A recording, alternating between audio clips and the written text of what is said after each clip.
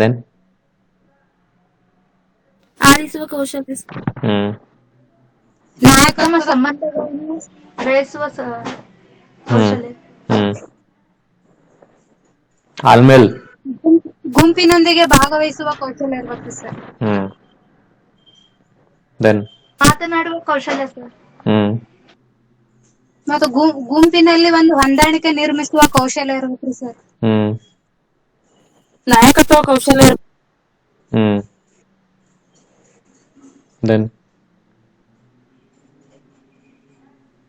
ಸಂಘರ್ಷ ಪರಿಹಾರ ಕೌಶಲ್ಯ ಸರ್. ದೆನ್ ಸಂಸ್ಥೆ ಮತ್ತು ಸಮುದಾಯದ ಸಂಪನ್ಮೂಲಗಳನ್ನು ಬಳಸುವ ಒಂದು ಕೌಶಲ್ಯ ಇರ್ಬೇಕು ಸರ್. ವರ್ಕರ್ಸ್ ಆಗ್ಬಹುದು. In last class we were discussed about the worker skills in identifying and understanding the process. So ಒಂದು ಪ್ರಕ್ರಿಯೆಯನ್ನ ಗುರುತಿಸುವಲ್ಲಿ ಮತ್ತೆ ಅದನ್ನ ಅರ್ಥ ಮಾಡಿಕೊಳ್ಳುವಲ್ಲಿ ವೃಂದಗತ ಕೆಲಸಗಾರನಿಗೆ ಇರಬೇಕಾಗಿರ್ತಕ್ಕಂಥ ಕೌಶಲ್ಯಗಳ ಬಗ್ಗೆ ಚರ್ಚೆ ಮಾಡಿದ್ವಿ. ಅದರಲ್ಲಿ ಮುಖ್ಯವಾಗಿ ಏನು ಸಂಬಂಧಗಳನ್ನ ಸ್ಥಾಪಿಸುವ ಕೌಶಲ್ಯ,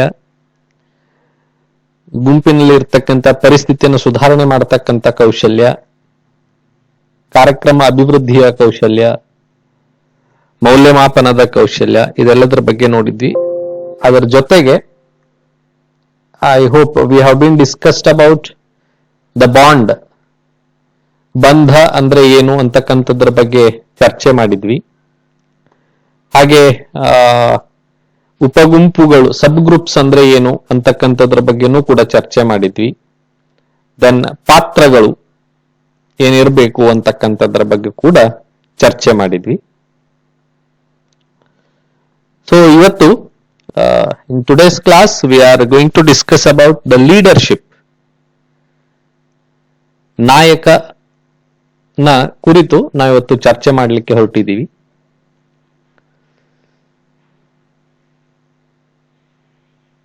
Leadership is nothing but having command on group members and making group members to focus on the group process, group goals, objectives, and he must make directions to the group members. ನಾಯಕ ಅಂತಕ್ಕಂಥದ್ದು ಅಥವಾ ನಾಯಕತ್ವ ಅಂತಕ್ಕಂಥದ್ದು ಗುಂಪಿನ ಎಲ್ಲ ಸದಸ್ಯರ ಮೇಲೆ ಒಂದು ರೀತಿಯ ನಿಯಂತ್ರಣವನ್ನು ಹೊಂದುವುದರ ಜೊತೆಗೆ ಸದಸ್ಯರ ಗಮನವನ್ನ ಗುರಿಗಳ ಮೇಲೆ ಕೇಂದ್ರೀಕರಿಸುವುದು ಮತ್ತು ಅವರಿಗೆ ನಿರ್ದೇಶನಗಳನ್ನ ನೀಡುವ ಒಂದು ಕಾರ್ಯ ಇದು ಆಗಿರ್ತದೆ ಅಂತಕ್ಕಂಥದ್ದು. Leadership is the type of often involves facilitating and guiding the action of group participants. As I mentioned, it is nothing but facilitating and guiding. The one who is participant of the group, the one who is member of the group, ಗುಂಪಿನ ಸದಸ್ಯರು ಯಾರಿದ್ದಾರೋ ಅವರಿಗೆ ಕಾರ್ಯಗಳನ್ನು ನಿರ್ವಹಿಸುವಲ್ಲಿ, ಚಟುವಟಿಕೆಗಳನ್ನು ಹಮ್ಮಿಕೊಳ್ಳುವಲ್ಲಿ, ಮಾರ್ಗದರ್ಶನ ಮಾಡುವುದು ಮತ್ತು ಅವರ ಕಾರ್ಯಗಳು ಸುಗಮವಾಗಿ ನಡೆಸ್ಕೊಂಡು ಹೋಗ್ಲಿಕ್ಕೆ ಅವರಿಗೆ ಸಹಾಯವನ್ನ ಮಾಡತಕ್ಕಂತಹ ಒಂದು ಪ್ರಕ್ರಿಯೆ ಇದು ಆಗಿರ್ತದೆ ಅಂತಕ್ಕಂಥದ್ದು. Also it is accepting the responsibilities for the outcome of the group efforts. ಗುಂಪಿನ ಪ್ರಯತ್ನಗಳ ಫಲಿತಾಂಶದಿಂದ ಏನು ಪ್ರಯತ್ನದಿಂದ ಏನು ಫಲಿತಾಂಶ ಹೊರಗಡೆ ಬರ್ತದೋ ಅದರ ಜವಾಬ್ದಾರಿಯನ್ನ ಕೂಡ ಸ್ವೀಕಾರ ಮಾಡ್ಕೊಳ್ತಕ್ಕಂತಹ ಒಂದು ಕ್ರಮ ಇದು ಒಳಗೊಂಡಿರ್ತದೆ. Whatever the result comes, whether it is in a positive way or whether it is in a negative way, ಅದನ್ನ ಸ್ವೀಕಾರ ಮಾಡತಕ್ಕಂಥದ್ದು, ಅದರ ಜವಾಬ್ದಾರಿಯನ್ನು ತಗೊಳ್ತಕ್ಕಂತಹ ಒಂದು ಲಕ್ಷಣ ನಾಯಕನಲ್ಲಿ ಇರಬೇಕು.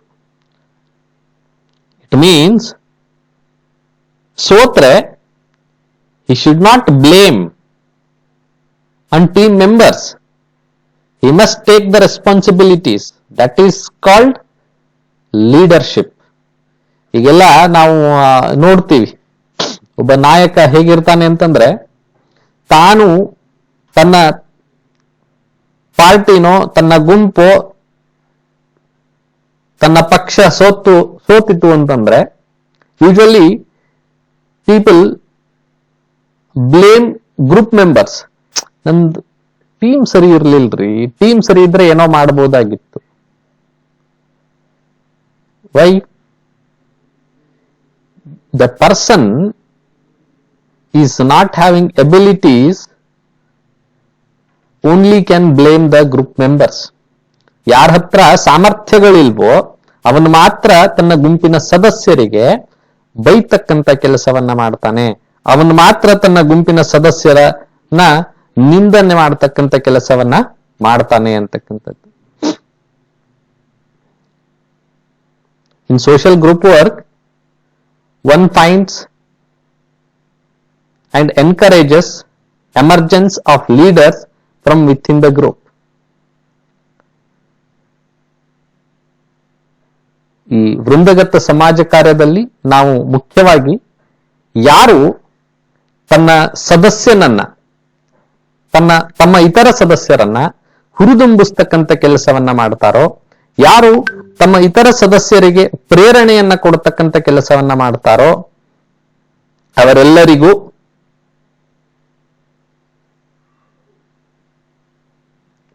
ನಾಯಕರಾಗಿ ಹೊರಹೊಮ್ಮತಕ್ಕಂತಹ ಅಥವಾ ಹೊಮ್ಮಲಿಕ್ಕೆ ಪ್ರೋತ್ಸಾಹವನ್ನ ಕೊಡ್ತಕ್ಕಂಥ ಕೆಲಸವನ್ನ ವೃಂದಗತ ಸಮಾಜ ಕಾರ್ಯಕರ್ತರು ಮಾಡ್ತಾ ಇರ್ತಾರೆ.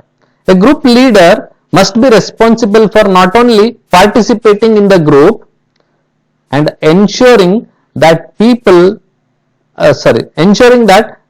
group's goal is attained, and delivering success and being a resource that group members can reach out for help. ಇಲ್ಲಿ ಬರೀ ಭಾಗವಹಿಸುವುದು ಅಥವಾ ಭಾಗವಹಿಸುವಂತೆ ಮಾಡೋದು ಅಷ್ಟೇ ಇಂಪಾರ್ಟೆಂಟ್ ಅಲ್ಲ. ಭಾಗವಹಿಸುವುದರ ಜೊತೆಗೆ ಗುಂಪಿನ ಗುರಿಗಳೇನಿದಾವೆ, ಗುಂಪಿನ ಉದ್ದೇಶಗಳೇನಿದಾವೆ, ಆ ಉದ್ದೇಶಗಳನ್ನ ತಲುಪಲಿಕ್ಕೆ ಆ ಗುಂಪಿನ ಸದಸ್ಯರಿಗೆ ಸಹಾಯವನ್ನ, ಸಹಕಾರವನ್ನ, ಮಾರ್ಗದರ್ಶನವನ್ನ ಮಾಡ್ತಕ್ಕಂತಹ ಕೆಲಸವನ್ನ ಈ ನಾಯಕನಾದನು ಮಾಡ್ತಾ ಇರ್ತಾನೆ. A leader stands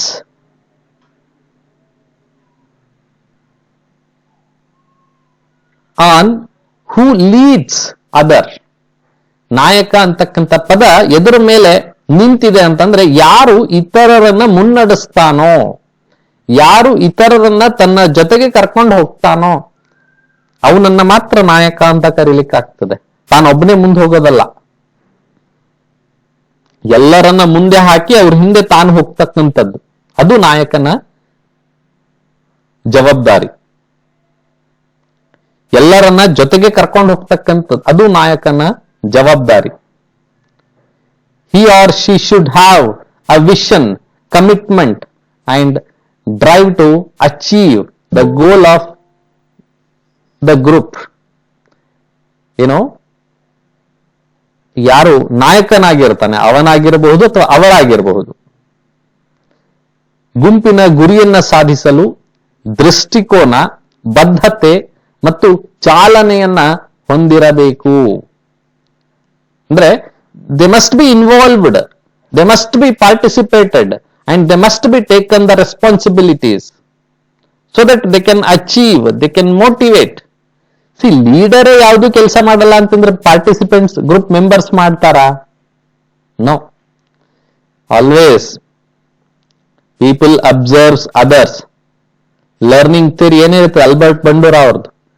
people always observe the others and they will try to learn from them. If leader could work, then group member also could work. If leaders do not work, then group member will not bother about the things. Leader ಇದ್ದವನು ತಾನು ಕೆಲಸ ಮಾಡ್ಲಿಕ್ಕೆ ನಿಂತ್ರೆ ಅವನ ಗುಂಪಿನ ಸದಸ್ಯರು ಕೂಡ ಅವನನ್ನು ನೋಡಿ ನಮ್ ನಾಯಕ ಮಾಡ್ತಾ ಇದ್ದಾನೆ ನಾವು ಮಾಡಬೇಕು ಅಂತ ಹೇಳಿ ಅವರು ಕೆಲಸ ಮಾಡ್ಲಿಕ್ಕೆ ಬರ್ತಾರೆ.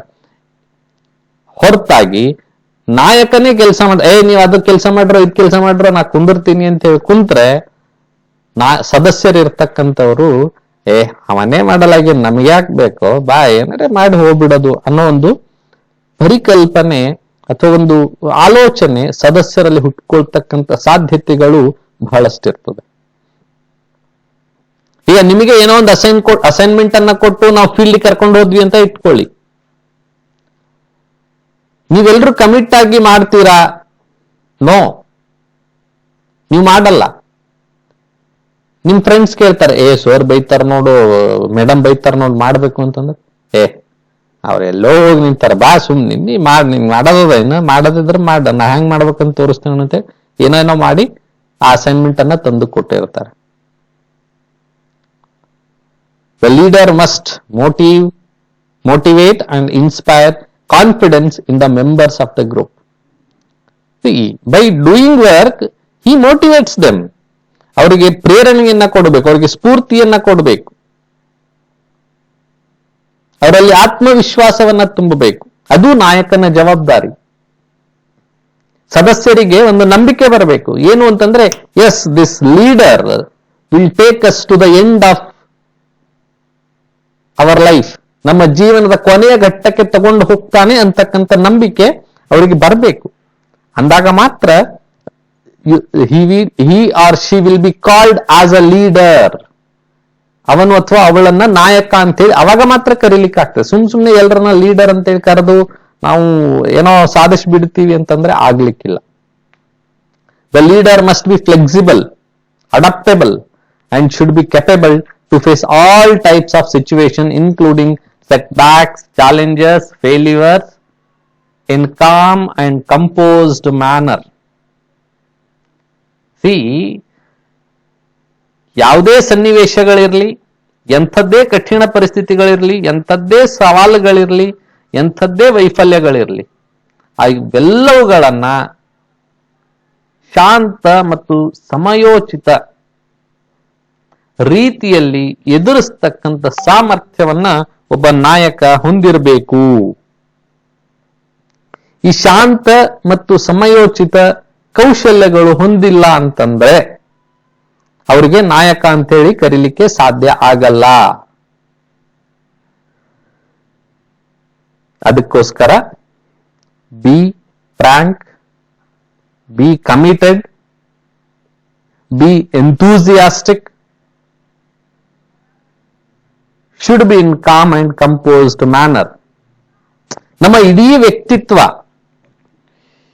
ಸಪೋಸ್ ಕ್ಲಾಸ್ ಅಲ್ಲಿ ಏನೋ ಒಂದು ಚರ್ಚೆ ಬಂತು ಅಂತ ಇಟ್ಕೊಳ್ಳಿ, ನಿಮ್ಮ 29 ಜನರ ಮಧ್ಯೆ ಯಾವುದೋ ಒಂದು ವಿಷಯಕ್ಕೆ ಸಂಬಂಧಪಟ್ಟಂತೆ ಚರ್ಚೆ ಬಂದಾಗ ವಾಟ್ ಯು ಡೂ? ನೀವು ಕಾಮ್ ಅಂಡ್ ಕಂಪೋಸ್ ಆಗಿ ಇರ್ಲಿಕ್ಕೆ ಸಾಧ್ಯ ಆಗುತ್ತಾ? No, never. ನೀವು ಕಾಮ್ ಅಂಡ್ ಕಂಪೋಸ್ ಅಲ್ಲಿ ಇರ್ಲಿಕ್ಕೆ ಸಾಧ್ಯ ಇಲ್ಲ. ನೀವು ಒದರಾಡ್ತೀರಿ, ನಿಮ್ಮ ವ್ಯಾಲ್ಯೂಮ್ ಜಾಸ್ತಿ ಇರ್ತದೆ, ನೀವು ಏನು ದೊಡ್ಡ ಮಟ್ಟದಲ್ಲಿ ರಂಪಾಟವನ್ನ ಮಾಡತಕ್ಕಂಥ ಸಾಧ್ಯತೆಗಳು ಇರ್ತವೆ. ರೈಟ್? ಸೊ ಇದೆಲ್ಲವನ್ನ ನಾವು ಅಲ್ಲಿ ನೋಡಬಹುದು. ಅದಕ್ಕೆ ಲೀಡರ್ ಆಗಿರ್ತಕ್ಕಂಥವನು ತಾಳ್ಮೆಯಿಂದ ಎದುರಿನ ವ್ಯಕ್ತಿ ಏನ್ ಹೇಳ್ತಾ ಇದ್ದಾನೆ ಅದನ್ನ ಆಲಿಸ್ತಕ್ಕಂತಹ ಕೆಲಸವನ್ನ ಮಾಡ್ತಾ ಇರಬೇಕು. He must be able to extract work from each member. ಪ್ರತಿಯೊಬ್ಬ ಸದಸ್ಯನಿಂದ ಕೆಲಸವನ್ನ ಪಡೆದುಕೊಳ್ತಕ್ಕಂತಹ ಕೆಲಸವನ್ನ ಅವನು ಮಾಡಬೇಕು. ಸುಮ್ನೆ ಎಲ್ಲಾ ಸದಸ್ಯರು ಬಂದು ಕುಂತು ಗುಂಪು ಕಟ್ಕೊಂಡು ಏನೋ ಮಾತಾಡ್ಕೊಂಡು ಚಾಗಿ ಕುಡಿದು ಎದ್ದು ಹೋಗೋದಲ್ಲ. ಅವರು ಏನು ಕೆಲಸಗಳಿದಾವೆ ಆ ಕೆಲಸಗಳನ್ನು ಹೇಗೆ ನಿಭಾಯಿಸಬೇಕು ಅನ್ನೋದ್ರ ಬಗ್ಗೆ ತಿಳ್ಕೊಂಡು ಆ ಕೆಲಸಗಳನ್ನು ಯಾವ ಸದಸ್ಯರಿಂದ ಮಾಡಿಸಬಹುದು, ಯಾವ ಗುಂಪಿನ ಸದಸ್ಯ ಅದಕ್ಕೆ ಅರ್ಹನಾಗಿದ್ದಾನೆ ಅನ್ನೋದನ್ನ ತಿಳ್ಕೊಂಡು ಅವರಿಂದ ಕೆಲಸವನ್ನ ಪಡ್ಕೊಳ್ಬೇಕು ಅಂತ. Characteristics of A group leader, ಗುಂಪಿನ ನಾಯಕನಿಗೆ ಇರಬೇಕಾಗಿರ್ತಕ್ಕಂತಹ ಗುಣಗಳು ಏನು? ಒಂದು ಎಫೆಕ್ಟಿವ್ ಕಮ್ಯುನಿಕೇಶನ್ ಇರಬೇಕು. ಎಫೆಕ್ಟಿವ್ ಕಮ್ಯುನಿಕೇಶನ್ ಅಂತಂದ್ರೆ ಅವ್ನು ಹೇಳಿದ ತಕ್ಷಣ ಎದುರಿನವರು ರಿಸೀವ್ ಮಾಡ್ಬೇಕದನ್ನ. ಓ, ನಮ್ ನಾಯಕ ಹೇಳಿದಾನೆ, ಅದನ್ನ ನಾನು ಕೇಳ್ಬೇಕು ಅಂತಕ್ಕಂಥ ಭಾವನೆ ಅವರಲ್ಲಿ ಬರಬೇಕು.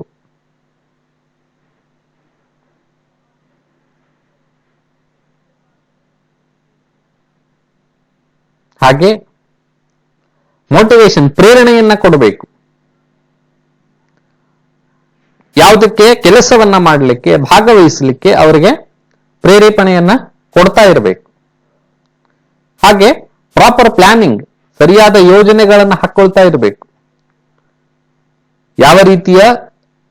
ಯಾವ ರೀತಿಯಾಗಿ ಕೆಲಸಗಳಾಗಬೇಕಾಗಿದೆ, ಆ ಕೆಲಸಗಳಾಗಬೇಕು ಅಂತಂದ್ರೆ ಯಾರ್ಯಾರು ಯಾವ್ಯಾವ ಕೆಲಸಗಳನ್ನ ಮಾಡಬೇಕು, ಯಾರ್ಯಾರು ಯಾವ ಕ್ರಮಗಳನ್ನ ಕೈಗೊಳ್ಳಬೇಕು, ಇದೆಲ್ಲದರ ಬಗ್ಗೆ ಅವನು ಸರಿಯಾದ ಯೋಜನೆಯನ್ನ ಹಾಕೊಂಡು ಕೆಲಸವನ್ನ ಮಾಡ್ತಾ ಹೋಗ್ಬೇಕು. ಹಾಗೆ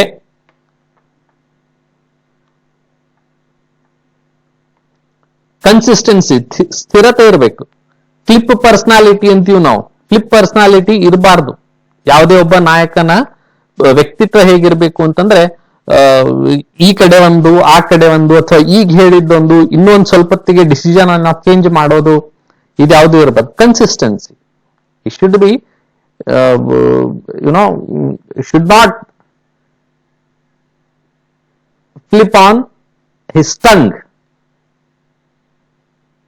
his behavior, his attitude, his talk.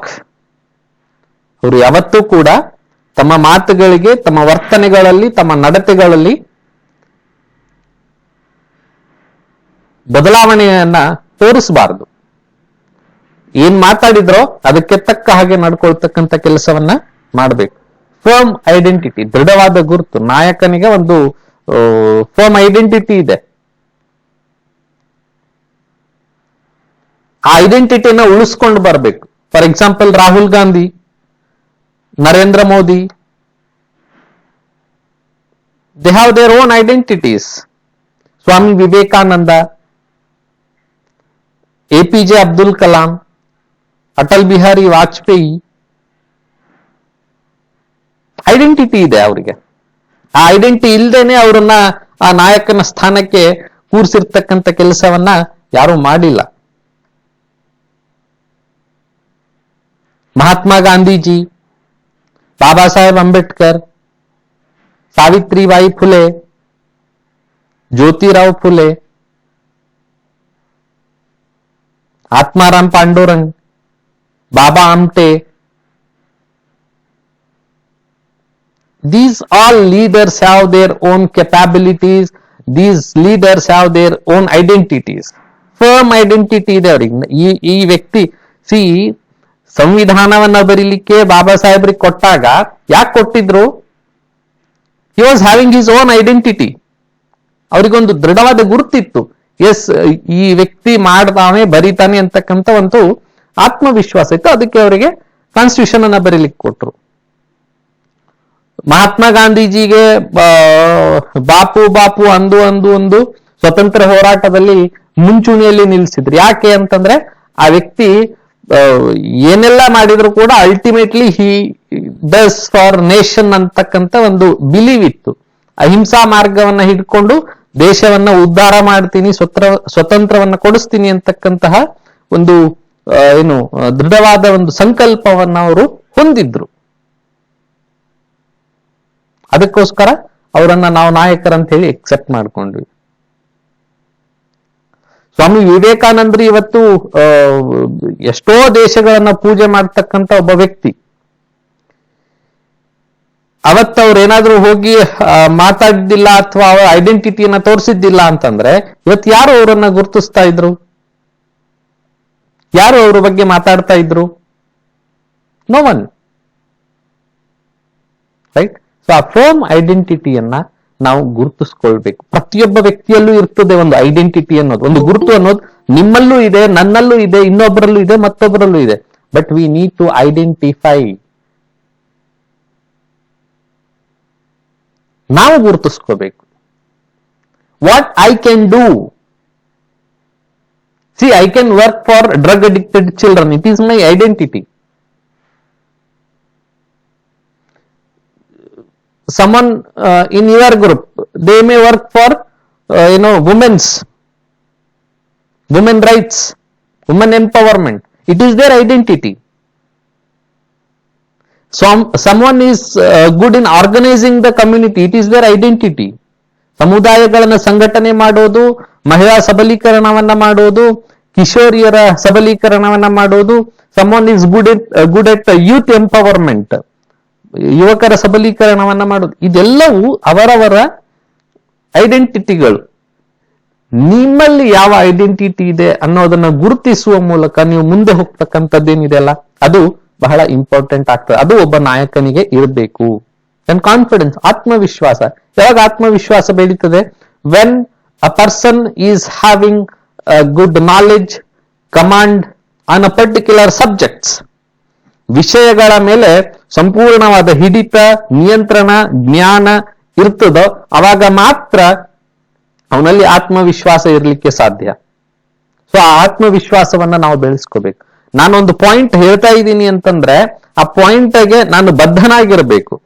ನಾನು ಏನೋ ಒಂದು ವಿಷಯವನ್ನ ಹೇಳ್ತಾ ಇದ್ದೀನಿ ಅಂತಂದ್ರೆ ಆ ವಿಷಯ 100ಕ್ಕೆ 100% ಸರಿ ಇರಬೇಕು ಅಂತಲ್ಲ, ಆದರೆ 99.99% ಆದ್ರೂ ಅದು ಸರಿ ಇರಬೇಕು. ಅದು ಸರಿ ಇದೆ ಅಂತೇಳಿ ನಾನು ಪ್ರೂವ್ ಮಾಡಬೇಕು. ಅದು ಆತ್ಮವಿಶ್ವಾಸ. ಆ ಆತ್ಮವಿಶ್ವಾಸವನ್ನ ನಾವು ಬೆಳೆಸ್ಕೋಬೇಕು. Then spontaneity, ಸ್ವಾಭಾವಿಕತೆ. ನಾಯಕತ್ವದ ಲಕ್ಷಣಗಳು ಸ್ವಾಭಾವಿಕವಾಗಿ ಬೆಳೆದು ಬಂದಿರತಕ್ಕಂಥದ್ದು. ಇದು ಯಾರನ್ನು ನೋಡಿ ನಾವು ಕಲ್ತಿರ್ತಕ್ಕಂಥದ್ದು. ಅದು ಬಿಟ್ಟು ನಾನು ಯಾರೋ ಹೇಳ್ದಂಗೆ ಕೇಳ್ಬಿಟ್ಟು ನಾಯಕನಾಗ್ತೀನಿ ಅಂತಂದ್ರೆ ಅದು ಬರಲ್ಲ. ಸೊ ಅದಕ್ಕೆ ಆ ನಾಯಕತ್ವದಲ್ಲಿ ಸ್ವಾಭಾವಿಕತೆ ಇರಬೇಕು, ಪ್ರಾಮಾಣಿಕತೆ ಇರಬೇಕು, ಅವರಲ್ಲಿ ಇಂಟಿಗ್ರಿಟಿ ಇರಬೇಕು, ಸಮಗ್ರತೆ ಇರಬೇಕು. ಸಮಗ್ರತೆ ಅಂದ್ರೆ ಎಲ್ಲಾ ವಿಷಯಗಳ ಬಗ್ಗೆ, ಎಲ್ಲಾ ಅಂಶಗಳ ಬಗ್ಗೆ, ಎಲ್ಲಾ ಪರಿಸ್ಥಿತಿಗಳ ಬಗ್ಗೆ ಉತ್ತಮವಾಗಿ ಅರಿತುಕೊಳ್ತಕ್ಕಂತಹ ಒಂದು ಜವಾಬ್ದಾರಿ ಅವರಿಗೆ ಇರಬೇಕು.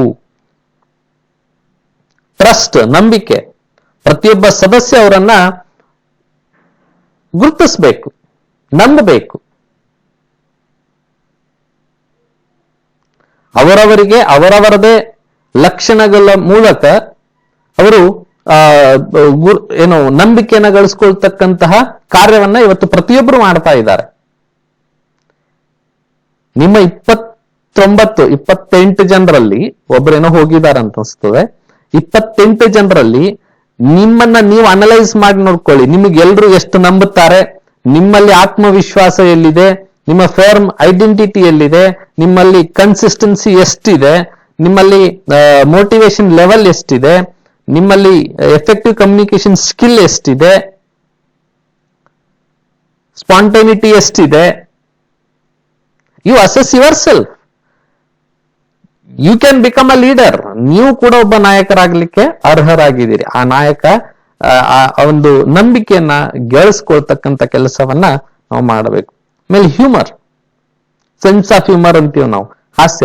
ನಾಯಕನಾಗಿದ್ದವನು ಯಾವಾಗ್ಲೂ ಸ್ಟ್ರಿಕ್ಟ್ ಆಗಿರ್ಬೇಕು, ಕಮಾಂಡರ್ ತರ ಇರಬೇಕು, ಮುಖ ಯಾವಾಗ್ಲೂ ಉಬ್ಬಿಸ್ಕೊಂಡೇ ಇರಬೇಕು ಅಲ್ಲ. ಹಣೆಗೆ 3 ಗಂಟೆ ಹಾಕೊಂಡೇ ಇರಬೇಕು ಅಲ್ಲ.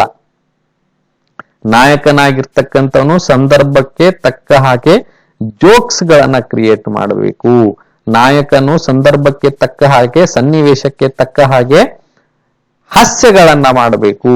ತನ್ನ ಸದಸ್ಯರಿಗೆ ನಗಿಸ್ಬೇಕು. ತನ್ನ ಸದಸ್ಯರು ಏನು ನೋವನ್ನ ಮರೆತು ಕೆಲಸವನ್ನ ಮರೆತು ಒಂದಿಷ್ಟು ಸಮಯದಲ್ಲಿ ಏನು ರೀಕ್ರಿಯೇಷನಲ್ ಆಕ್ಟಿವಿಟೀಸ್ ಅಲ್ಲಿ ಅವರು ಭಾಗವಹಿಸುವ ಹಾಗೆ ನೋಡಿಕೊಳ್ತಕ್ಕಂತಹ ಕೆಲಸವನ್ನ ಒಬ್ಬ ನಾಯಕ ಮಾಡಬೇಕು ಅಂತಕ್ಕಂಥದ್ದು. And finally a leader must have empathetic skill, ಪರಾನುಭೂತಿಯ ಒಂದು ಕೌಶಲ್ಯಗಳನ್ನ ಅವನು ಹೊಂದಿರಬೇಕು. Empathy means what? Standing in others situation, ಬೇರೊಬ್ಬರ ಸನ್ನಿವೇಶದಲ್ಲಿ ನಿಂತು ನಾವು ಅವರು ಎದುರಿಸ್ತಾ ಇರ್ತಕ್ಕಂಥ ಪರಿಸ್ಥಿತಿಯನ್ನ ಅನುಭವಿಸಿ ನೋಡಬೇಕು, ಅದನ್ನ ಅನುಕರಿಸ್ಕೋಬೇಕು, ಅದನ್ನ ಅನುಕರಿಸಿ ನೋಡಬೇಕು. ಅದು ಎಂಪಥೆಟಿಕ್ ಸ್ಕಿಲ್. ಸಿಂಪತಿ ಬೇಡ. ಪಾಪ ನನ್ನ ಗುಂಪಿನ ಸದಸ್ಯರಿಗೆ ಏನೋ ಸಮಸ್ಯೆ ಆಗಿದೆ, ಪಾಪ ನಾನು ಅವ್ರಿಗೆ ಸಹಾಯ. ಎಂಪಥೆಟಿಕ್ ಪ್ರೊಫೆಷನಲ್ ಆಗಿರಬೇಕು. ನಾಯಕನಲ್ಲಿ ವೃತ್ತಿಪರ ಕೌಶಲ್ಯಗಳು, ವೃತ್ತಿಪರವಾಗಿರ್ತಕ್ಕಂಥ ಎಂಪಥೆಟಿಕ್ ಸ್ಕಿಲ್ ಇದ್ದಾಗ ಮಾತ್ರ ಅವನು ಎಲ್ಲರನ್ನ ತಗೊಂಡು ಹೋಗ್ಲಿಕ್ಕೆ ಸಾಧ್ಯ ಆಗ್ತದೆ. ಆ ನಿಟ್ಟಿನಲ್ಲೇ ಅವನು ಕೆಲಸವನ್ನ ಮಾಡಬೇಕು. So these are the characteristics of group leader. ಮಿಕ್ಕಿದ್ದು ಇನ್ನೊಂದಿಷ್ಟು ಅಂಡರ್ಸ್ಟ್ಯಾಂಡಿಂಗ್ ದ ಲೀಡರ್ಶಿಪ್ ಸ್ಟೈಲ್ಸ್ ಅದೆಲ್ಲ ಇದೆ. ಮೇ ಬಿ ಅದು ಕಂಪ್ಲೀಟ್ ಆಗಲ್ಲ, ಅದಕ್ಕೆ ಇವತ್ತಿಗೆ ಇಷ್ಟು ಸಾಕು. ಮಿಕ್ಕಿದ್ದು ನಾಳೆ ನೋಡೋಣ. ಇದರಲ್ಲಿ ಏನಾದ್ರೂ ನಿಮಗೆ ಪ್ರಶ್ನೆಗಳಿದ್ರೆ you can ask me.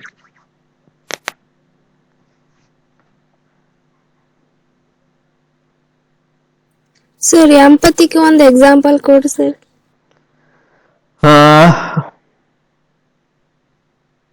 Okay, ನಾನೊಂದು ನನ್ನ ಕೇಸಿನ ಉದಾಹರಣೆಯನ್ನ ಹೇಳ್ತೀನಿ. ಅದನ್ನ ಎಲ್ಲೂ ಎಕ್ಸಾಂಪಲ್ ಆಗಿ ನೀವು ಬರೆಯಂಗಿಲ್ಲ. Okay sir. ನಂದೊಂದು ಕೇಸ್ ಇತ್ತು, ಡ್ರಗ್ ಅಡಿಕ್ಷನ್ ಕೇಸು.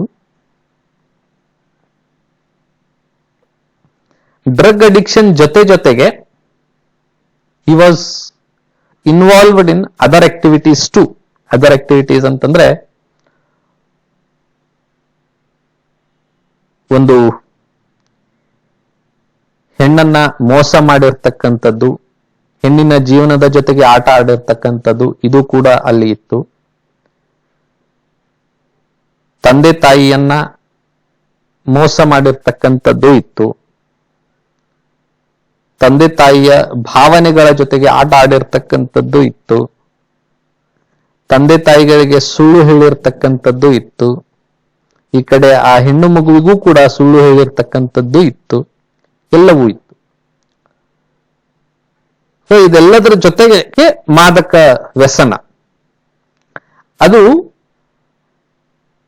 ಯಾವ ಸಿವಿಯಾರಿಟಿಯಲ್ಲಿತ್ತು ಅಂತ ನೀವು ಅಸೆಸ್ ಮಾಡಿದ ಮೇಲೆ I came to know that morning when he woke up from bed, he needs drugs.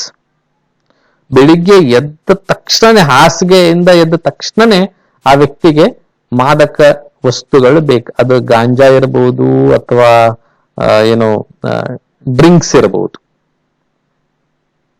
ಅದು ಬೇಕು. ಅದಿಲ್ಲ ಅಂತಂದ್ರೆ ನಡೆಯಲ್ಲ. ಸೊ ಆ ಡಿಪೆಂಡೆನ್ಸಿ ಲೆವೆಲ್ ಬಹಳ ಸಿವಿಯಾರಿಟಿಯಲ್ಲಿ ಇತ್ತು. ಅವಾಗ ನನಗೆ ಆ ಕೇಸನ್ನ ಯಾರೋ ಒಬ್ರು ರೆಫರ್ ಮಾಡಿದ್ರು. ಸೊ ನಾನು ಫಸ್ಟ್ ಹೋಗಿ ಅವ್ರ ಮನೆಗೆ ಹೋಗಿ ಆ ಕ್ಲೈಂಟ್ ಅನ್ನ ಮೀಟ್ ಆಗಿ, ಅವ್ರ ಪೇರೆಂಟ್ಸ್ ಅನ್ನ ಮೀಟ್ ಆಗಿ, ಅವ್ರ ಪೇರೆಂಟ್ಸ್ ಎಲ್ಲ ಎಕ್ಸ್ಪ್ಲೇನ್ ಮಾಡಿದ್ರು. Then I interacted with that client. ಆ ಕ್ಲೈಂಟ್ ಜೊತೆಗೆ ನಾನು ಇಂಟ್ರಾಕ್ಷನ್ ಸ್ಟಾರ್ಟ್ ಮಾಡಿದೆ. ಸ್ಟಾರ್ಟ್ ಮಾಡ್ತಾ ಇರ್ಬೇಕಾದ್ರೆ most of the time what I felt is creating story. ಅಂದ್ರೆ is trying to say that he has cheated by his parents. ಅಂದ್ರೆ ಅವ್ರ ತಂದೆ ತಾಯಿಯಿಂದಾನೇ ಅವನು ಮೋಸ ಹೋಗಿದ್ದಾನೆ. ಅವರ ಏನು ಆ ಹುಡುಗಿ ಅಂತ ಹೇಳಿದ್ರೆ ಆ ಹುಡುಗಿಯಿಂದ ತಾನು ಮೋಸ ಹೋಗಿದ್ದಾನೆ. ಇದೆಲ್ಲ it all created.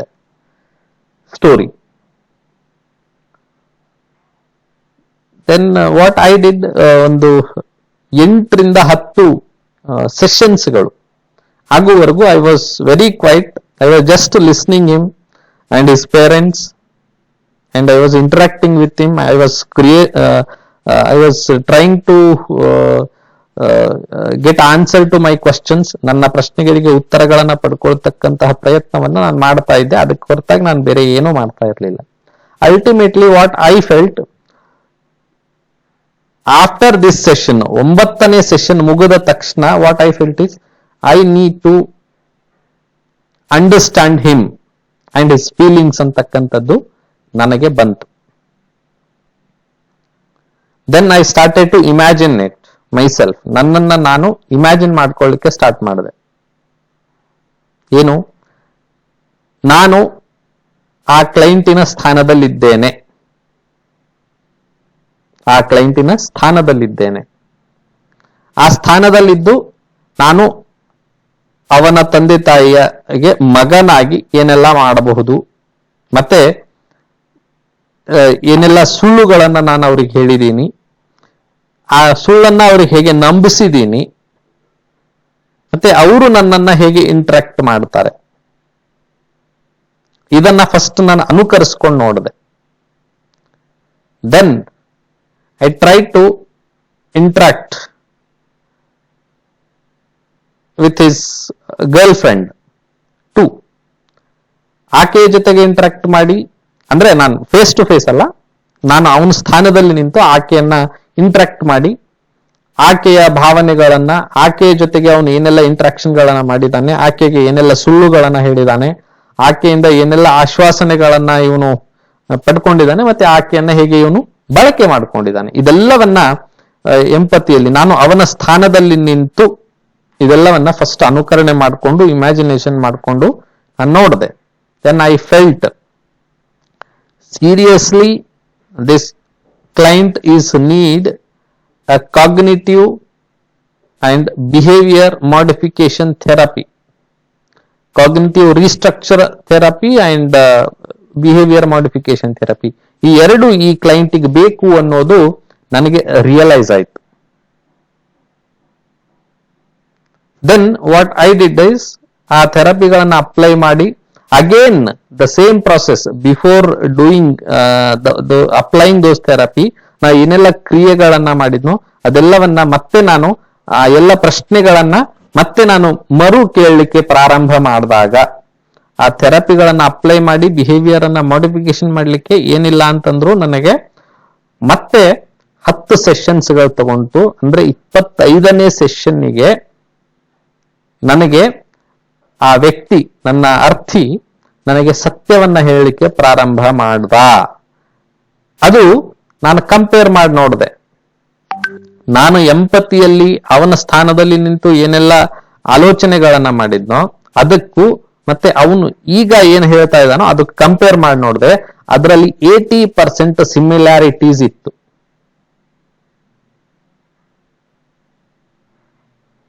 Then I made him to realize his mistakes. ಅವನ ತಪ್ಪುಗಳೇನಿತ್ತೋ ಅದನ್ನ ಅವನಿಗೆ ಮನವರಿಕೆ ಮಾಡಿಕೊಡ್ಲಿಕ್ಕೆ ಪ್ರಯತ್ನವನ್ನ ಮಾಡಿದೆ. ಆ ತಪ್ಪುಗಳ ಮನವರಿಕೆ ಅವನಿಗೆ ಆದ್ಮೇಲೆ then he tried to change himself. This was the process which I have used. ಇದನ್ನ ನಾವು ಎಂಪತಿ ಅಂತ ಕರಿತೀವಿ. Am I clear?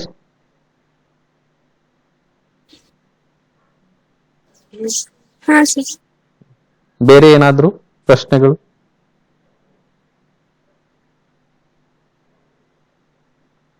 ಸರ್ ನಾವು ಪ್ರಾಬ್ಲಮ್ ಫೇಸ್ ಯಾವ್ದೇ ಒಂದ್ ಪ್ರಾಬ್ಲಮ್ ಫೇಸ್ ಮಾಡ್ತಿರ್ತಾರಲ್ರಿ, ಅವ್ರ ಸಿಚುವೇಶನ್ ನಿಂತ್ ನೋಡ್ದಾಗ್ರಿ ಅಷ್ಟು ಎಫೆಕ್ಟಿವ್ ಆಗಿರ್ತದ್ರಿ ಸರಿ.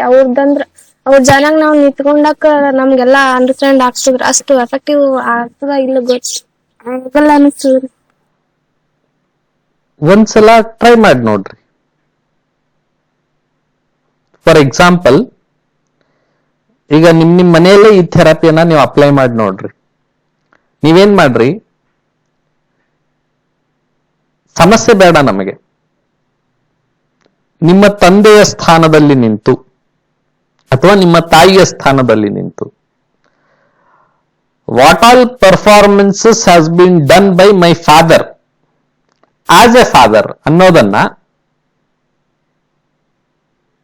ಇಮ್ಯಾಜಿನೇಷನ್ಗೆ ಹೋಗಿಬಿಟ್ಟು ಅದನ್ನ ಮನವರಿಕೆ ಮಾಡಿ ನೋಡ್ಕೊಳ್ಳಿಕ್ಕೆ ಪ್ರಯತ್ನ ಮಾಡ್ರಿ. Then you will come to the conclusion. It can be done and it has been proved. ನಾವು ಅವ್ರ ಸ್ಥಾನದಲ್ಲಿ ನಿಂತು ಅವ್ರಿಗೆ ಆಗ್ತಾ ಇರ್ತಕ್ಕಂತಹ ಸಮಸ್ಯೆ ಏನು ಮತ್ತೆ ಅದನ್ನ ಹೇಗೆ ಪರಿಹಾರ ಮಾಡಬೇಕು ಅನ್ನೋದು ಇದು it has not mentioned by only Praveen Kumar, it is mentioned by many authors and many experts has been proved this by conducting research. ಸಂಶೋಧನೆಯನ್ನ ಮಾಡುವುದರ ಮೂಲಕವಾಗಿ ಹಲವಾರು ವೃಂದಗತ ಸಮಾಜ ಕಾರ್ಯಕರ್ತರಾಗಿರಬಹುದು, ವ್ಯಕ್ತಿಗತ ಸಮಾಜ ಕಾರ್ಯಕರ್ತರಾಗಿರಬಹುದು, ವೈದ್ಯಕೀಯ ಸಮಾಜ ಕಾರ್ಯಕರ್ತರಾಗಿರಬಹುದು, ಮನೋವೈದ್ಯಕೀಯ ಸಮಾಜ ಕಾರ್ಯಕರ್ತರಾಗಿರಬಹುದು, ಅಥವಾ ಮನೋವಿಜ್ಞಾನಿಗಳಾಗಿರ್ಬೋದು, psychologist. They all have been proved this method. It is a scientific one and it can be used in social science, that too particularly in psychology and social work. ಅಥವಾ ತಂದೆ ತಾಯಿದ್ ಬೇಡ, ಯಾರಾದ್ರೂ ನಿಮ್ಮ ಫ್ರೆಂಡ್ಸ್ ಇದ್ದಾರಾ ಈ ತರ ಯಾವುದೋ ಒಂದು ಸಮಸ್ಯೆಯನ್ನ ಹೊಂದಿರತಕ್ಕಂಥವ್ರು ಅಥವಾ ನಿಮಗೆ ಬಂದು ಹೇಳ್ತಕ್ಕಂತ ಫ್ರೆಂಡ್ಸ್ ಇದ್ದಾರಾ? ಅಂತವರಿದ್ದು ಅಂತಂದ್ರೆ ಅವರ ಜೊತೆಗೆ ಇದನ್ನ ಅಪ್ಲೈ ಮಾಡಿ ನೋಡ್ರಿ. ಅವ್ರ ಸ್ಥಾನದಲ್ಲಿ ನಿಂತು ನೀವು ಒಂದ್ಸಲ ನೋಡ್ರಿ whether they are right or wrong and how they are suffering. ಇದು ಬರೀ ಅವ್ರು ತಪ್ಪು ಹೇಳ್ತಿದ್ದಾರೆ ಅನ್ನೋದನ್ನ ಐಡೆಂಟಿಫೈ ಮಾಡೋದು ಅಷ್ಟೇ ಅಲ್ಲ. I was try to understand the situation of my client. ನನ್ನ ಕ್ಲೈಂಟ್ ಅವನ ಗರ್ಲ್ ಫ್ರೆಂಡಿಗಾಗಿರ್ಬಹುದು ಅಥವಾ ಅವನ ತಂದೆ ತಾಯಿಗಾಗಿರ್ಬಹುದು ಯಾವ ರೀತಿ ಮೋಸ ಮಾಡಿದಾನೆ ಅನ್ನೋದು ಅಷ್ಟೇ ಅಲ್ಲ, ತನಗ್ ತಾನು ಏನ್ ಮೋಸ ಮಾಡ್ಕೊಳ್ತಿದ್ದಾನೆ ಅನ್ನೋದನ್ನ ಅವನಿಗೆ ರಿಯಲೈಸೇಷನ್ ಮಾಡಿ ಕೊಡಬೇಕಾಗಿತ್ತು. ಅದಕ್ಕೋಸ್ಕರ ಈ ಒಂದು ಟೆಕ್ನಿಕ್ ಅನ್ನ ನಾನು ಬಳಕೆ ಮಾಡಿದ್ದು. Right, once you try to experiment this, ಇದು ಬರೀ ತಪ್ಪುಗಳನ್ನ ಕಂಡಿಡಿಯಲಿಕ್ಕೆ ಅಷ್ಟೇ ಅಲ್ಲ, ಅವ್ರ ಮೇಲೆ ಯಾವ ರೀತಿಯಾಗಿ ಅದು ಪರಿಣಾಮ ಆಗ್ತಾ ಇದೆ, ಅವರು ಯಾವ ರೀತಿಯಾಗಿ ಅದನ್ನ ಫೀಲ್ ಮಾಡ್ತಿದ್ದಾರೆ, ಅವರು ಯಾವ ರೀತಿಯಾಗಿ ತೊಂದರೆಗಳನ್ನ ಅನುಭವಿಸ್ತಾ ಇದ್ದಾರೆ ಅನ್ನೋದನ್ನ ತಿಳಿದುಕೊಳ್ತಕ್ಕಂತಹ ಒಂದು ಪ್ರಕ್ರಿಯೆ ಇದು. Am clear? ಒಂದ್ಸಲ ಮಾಡಿ ನೋಡ್ರಿ, ಮಾಡಿ ನೋಡಿ ನನಗೆ ವಾಟ್ ಯು ಫೆಲ್ಟ್ ಅನ್ನೋದನ್ನ ನನಗೆ ಹೇಳ್ಬೇಕು ನೀವು. ಆಯ್ತ್ರಿ sir. Not only Priyanka, even ಬೇರೆ ಯಾರಾದ್ರೂ ಈ ತರ ಎಕ್ಸ್ಪೆರಿಮೆಂಟ್ ಮಾಡೋರಿದ್ರೆ you can do it. You can have an experiment, you can have trial and error theory. ಅದಕ್ಕೆ ಟ್ರಯಲ್ ಅಂಡ್ ಎರರ್ ಥಿಯರಿ ನಮ್ ಸಲುವಾಗಿ ನಿಮ್ ಸಲುವಾಗೇ ಸೃಷ್ಟಿ ಮಾಡಿರೋದದು. ಬಹಳ ಒಳ್ಳೆ ಥೆರಪಿ ಅದು. ಯಾವುದೇ ಸನ್ನಿವೇಶ ಬರಲಿ, ನಾನು ಏನ್ ಹೇಳ್ತೀನೋ ಅದನ್ನ ನೀವು ಟ್ರಯಲ್ ಅಂಡ್ ಎರರ್ ಥಿಯರಿ ಮಾಡಬಹುದು. ನಾನು ಹೇಳಿದ್ದೇ ಸರಿಯಲ್ಲ, ನೀವು ಅದನ್ನ ಟ್ರಯಲ್ ಅಂಡ್ ಎರರ್ ಥಿಯರಿ ಮಾಡಿದಾಗ you will come to know, okay ಇದು ಸರಿಯಾಗಿದೆ ಅಥವಾ ಇದು ತಪ್ಪಾಗಿದೆ ಅನ್ನೋದ ಒಂದು ಕನ್ಕ್ಲೂಷನ್ ಅನ್ನ ನೀವು ಕೊಡಬಹುದು. ದೆನ್ ಬೇರೆ ಏನಾದ್ರೂ ಇದೆನಾ?